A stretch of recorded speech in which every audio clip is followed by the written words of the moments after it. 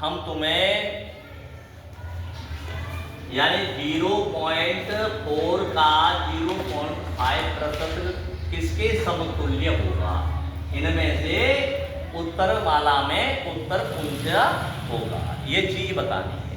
तो देखो भाई, दशमलव संख्या को हम साधारण भिन्न में बदल लें चाहे कछु कर लें, कोई दिक्कत नहीं। लेकिन क्या होता है 0.4 का मतलब गुणा 0.5 प्रतिशत का मतलब ये प्रतिशत। तो करो 0.4 गुणित 0.5 प्रतिशत का मतलब 100। कोई परेशानी नहीं। अब देखो, अब हम काउ संख्या ना कट रहे तो हम क्या करेंगे, ऊपर ऊपर गुणा कर दो तो 5 चौका 20। लेकिन दशमलव कहाँ गए हो? बस दशमलव लाओ ना, तो दशमलव एक अंक बाद यहाँ, एक अंक बाद यहाँ, तो इसका मतलब 2 अंक बाद यहाँ पे आ जाएगा। ठीक है, बटे 100। अब देखो फिर ना कट रहो। अब हमें बात है बेकार कौन रहे हो कि दशमलव बीच में लग रहा होगा, चाहे हटाओ यहाँ से। अभी अभी तुमने मैंने दशमलव के सवाल बताया कैसे हटाना है।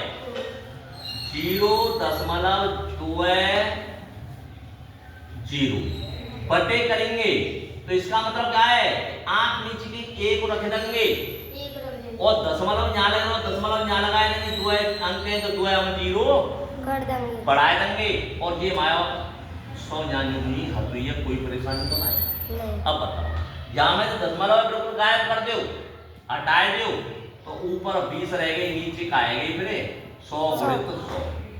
ठीक है, अब देखो जहाँ 0 थे तो ये 0 गयो, ठीक है, जहाँ 0 थे 0 चले गो।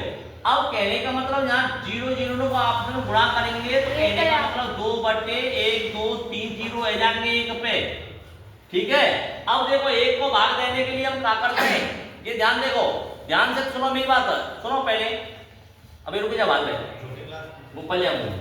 अब सुनो, अब हमें क्या करना है, ये चीज ध्यान दो मेरी तरफ। क्या करना है कि मैंने कहा बताई कि अगर 1 को काऊ में भाग देंगे वो यूं आवे,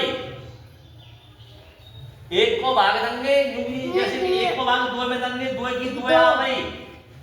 ठीक है, अब यहाँ क्या अंक है, ये 3 0 है तो 3 अंक बाद ऊपर दशमलव लगा देंगे। ये चीज मैंने तुमने बताई, तो 3 अंक बाद लगाएंगे तो 1 अंक तो जी हटुई है, 2 अंक आएंगे, अब 3 अंक आएंगे, दशमलव यहाँ लगाए तो बताओ कोई परेशानी आएगी नहीं?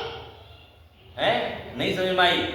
से समझ में आ रही बच्चों को बुझुका से समझ में आ रही ना लाइक 002 आंसर है वो, इसमें कौन सा है? सी वाला सही है, इसका मतलब उत्तर सी है।